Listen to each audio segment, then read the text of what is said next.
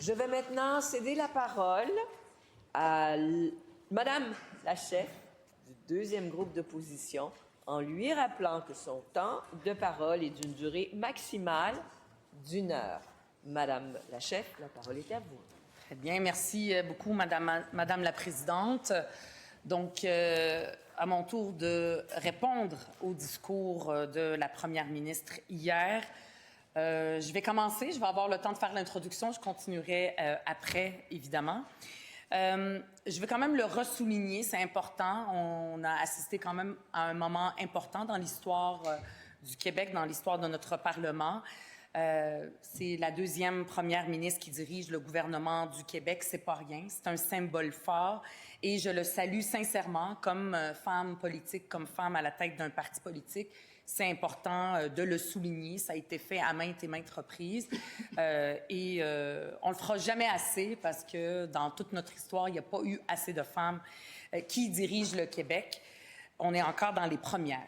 Mais les symboles, évidemment, engagent la responsabilité. Les symboles, c'est important, mais c'est bien sûr pas suffisant. Les Québécois et Québécoises s'attendent à plus que seulement des symboles. Ils s'attendent aussi à des gestes pour que nous, ici, les élus, on défende leurs intérêts. En parlant de gestes forts, je vais commencer avec les fleurs, comme il est d'usage ici. Je veux saluer l'engagement de la première ministre de déposer une loi inspirée de la loi de Clerc, la loi que j'aimerais qu'on ait une version québécoise qui s'appellerait la loi Gabironneau pour protéger toutes les femmes victimes de violences conjugales et surtout pour prévenir les féminicides. Il y en a eu beaucoup, beaucoup trop. Et on ne doit pas économiser aucune énergie pour défendre les femmes. Et j'ai senti cette volonté de la première ministre de dire que ce n'est pas une fatalité d'avoir des féminicides. On ne peut pas seulement dire qu'on en a fait assez, il faut encore en faire plus. Donc, je salue cet engagement-là. J'espère qu'on va travailler ensemble pour nous assurer que cette loi protège réellement les femmes, de travailler avec les gens du terrain, les expertes aussi qui connaissent bien la situation. C'est important que les femmes connaissent les antécédents violents de leurs conjoints, mais ce n'est pas suffisant. Il faut aller de l'avant, je suis contente, mais il faut en faire plus. Il faut aussi s'assurer que quand une femme veut quitter un milieu de vie violent, quitter un conjoint, c'est là qu'elle est le plus à risque d'un féminicide.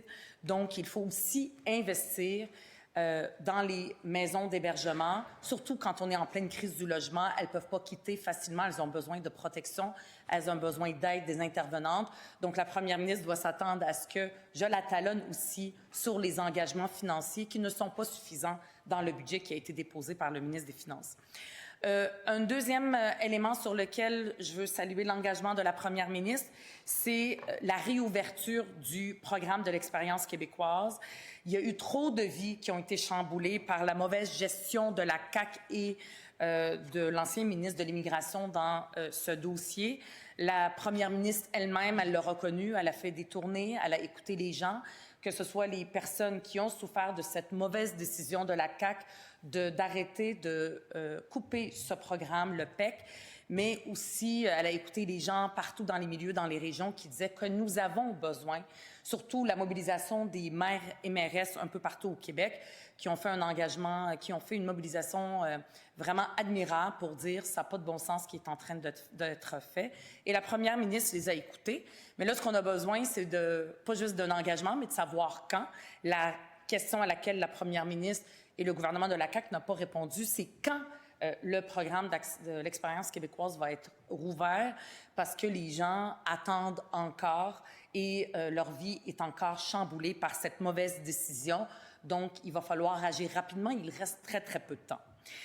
Maintenant, Madame la Présidente, au-delà de ça, de ce qu'a présenté la première ministre, bien, ce sont les mêmes priorités. Hein? C'est les mêmes ministres, pas mal, là, dans son gouvernement. C'est la même logique. C'est, dans le fond, on assiste à un faux renouveau. Elle a dit que c'est un nouveau gouvernement, mais ça reste quand même le gouvernement de la CAQ qui est au pouvoir depuis 8 ans. Donc, c'est un faux renouveau qu'on voit là, malgré le changement de ton. Dans les priorités, ce n'est pas exactement les solutions qui sont présentées par la première ministre, ne répondent pas exactement aux priorités des Québécois et Québécoises. Le peuple québécois, aujourd'hui, après 8 ans de gouvernement caquiste, a besoin d'un nouveau souffle plus que jamais. Un nouveau souffle, mais pas avec la même vieille machine, avec les mêmes solutions qui nous amènent encore et encore les mêmes problèmes qu'on a connus. Les Québécois ont besoin d'un changement de cap. Les Québécois ont besoin d'un gouvernement qui a de l'ambition, qui ne dit pas « on n'a pas le choix, le monde a changé, il faut continuer comme avant ». Il faut qu'il y ait un réel changement parce que si on continue avec les mêmes solutions, ceux du gouvernement de la CAQ ou les gouvernements précédents qui ont gouverné, que ce soit du Parti québécois ou du Parti libéral du Québec, bien, on va se retrouver avec les mêmes problèmes encore et encore. Le constat de la première ministre sur le coût de la vie, je fais le même constat. La crise du coût de la vie, c'est une priorité des Québécois et Québécoises, surtout dans un contexte économique international qui est très chaotique, qui est très, très inquiétant. Je fais le même constat qu'elle sur l'état de nos infrastructures. Elle a dit que pendant 50 ans, les infrastructures, on a laissé ça aller. C'est vrai. Dans les 50 ans, il y a les 8 ans du gouvernement de la CAQ qui ont laissé aller nos infrastructures, nos écoles, nos hôpitaux qui tombent en ruine. On fait aussi le même constat sur la culture et l'identité québécoise qu'on doit protéger en accueillant les gens qui viennent d'ailleurs et qui veulent s'intégrer à la société québécoise. Tout ça, tous ces constats-là qu'elle fait lors de son arrivée depuis 2-3 semaines, ben, c'est les constats du bilan de la CAQ, du bilan du gouvernement où elle a été ministre. Pas n'importe quel ministre, elle a été ministre d'un ministère important de l'économie, ministre de l'énergie, c'est pas rien. Et donc, c'est son bilan maintenant dont elle essaye de se dissocier. Mais les solutions, comme je le disais, on ne peut pas avoir toujours les mêmes solutions, sinon on va se retrouver avec les mêmes résultats. Coupure dans les services, hein, puis il faut se méfier des gens qui nous disent on peut couper dans les services, mais il n'y aura pas d'atteinte aux services, à la population. Moi, je ne crois pas à la pensée magique, c'est impossible. On ne peut pas faire semblant que les services aux citoyens ne seront pas atteints si on coupe, si on n'investit pas à la hauteur, même au-delà de l'inflation et des coûts de système, si on ne fait pas ça comme ce que fait le budget de la CAQ, bien, il va y avoir une atteinte aux services. Donc, j'ai hâte de voir comment la première ministre va dire qu'elle ne va pas couper dans les services aux élèves, alors qu'il y a des coupures dans le système de l'éducation. Elle dit que c'est important, l'éducation, pour elle, puis que c'est important d'investir, puis qu'elle va s'assurer que ça ne touche pas les élèves. J'ai très, très hâte de voir, parce que, comme je vous dis, Madame la Présidente, je ne crois pas à la pensée magique. J'ai écouté aussi le collègue du Parti libéral tout à l'heure nous dire « ça n'a pas de bon sens, il y a eu de l'argent qui a été gaspillé, et en plus, les déficits ont été montés ». Là aussi, on n'a pas besoin des mêmes solutions, on les connaît, les solutions du Parti libéral du Québec. C'est l'austérité, donc de couper dans les services pour réduire les déficits, parce qu'il n'y a pas 36 000 solutions. Et encore une fois, les Québécois n'ont pas besoin de plus d'austérité, de plus de coupes dans les services. Ils n'ont pas besoin aussi des mêmes vieilles solutions, que ce soit les anciens gouvernements ou le gouvernement de la CAQ, que dans les services, quand ça va mal, ben, la solution facile, c'est de mettre plus de privé. Pour vrai, Madame la Présidente, si ça marchait, on le saurait, comme le dit la publicité. On le sait que ça ne marche pas. Ça fait des années qu'on nous dit, depuis Jean Charest, qu'on nous dit qu'il faut de la réingénierie de l'État. Hein, ça fait longtemps qu'on ne l'a pas entendu. Après ça, il y a eu l'austérité du Parti libéral. Après ça, il y a eu ce que la CAQ aussi nous a amené, de dire qu'on a fait assez, on ne peut pas en mettre plus. Là, maintenant, il faut être plus efficace. Il faut moins de bureaucratie, bien sûr. Tout le monde est d'accord avec ça. Mais après, d'utiliser la bureaucratie, moins de bureaucratie pour couper les services, pour après ça essuyer les déficits. On n'a pas besoin de ça. On n'a pas besoin de plus de privé, de plus d'austérité, puis plus de coupures dans les services. C'est la même vieille recette que la première ministre nous amène, la même vieille recette des 20-30 dernières années des gouvernements qui ont gouverné le Québec. En immigration, je veux revenir là-dessus. On attend toujours l'effectivité de cette décision-là de la première ministre de reconduire le PEC. On attend toujours quand ça va être fait. Mais aussi, quand on parle d'identité, quand on parle de langue française, il faut parler de francisation.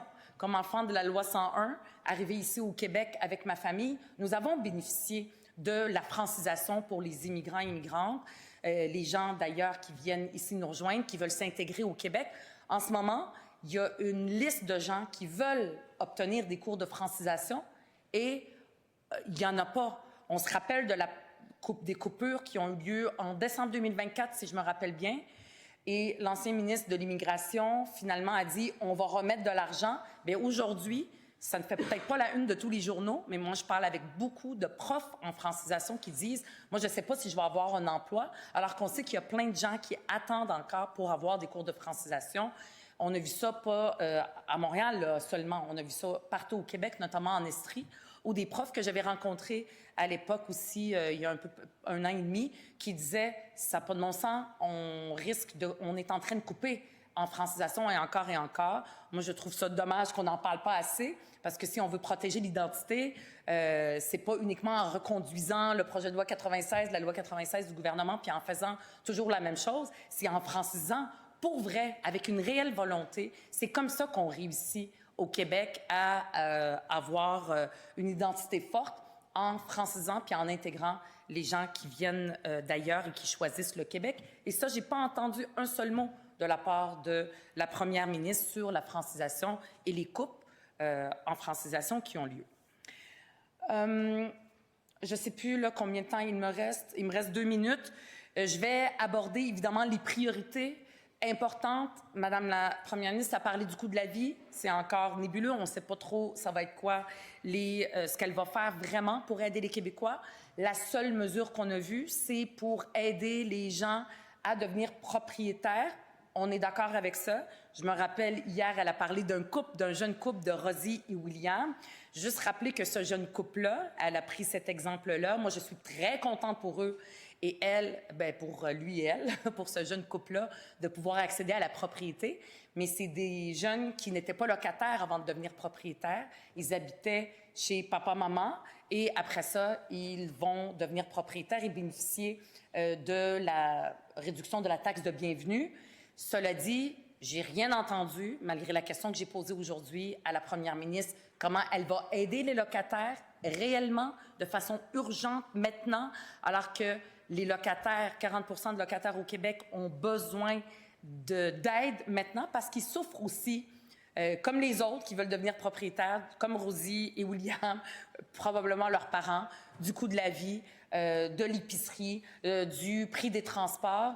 Et le plus gros poste budgétaire, c'est oui l'hypothèque, mais c'est aussi le loyer des Québécois et Québécoises. Et ça encore, j'ai rien entendu de la part de la première ministre.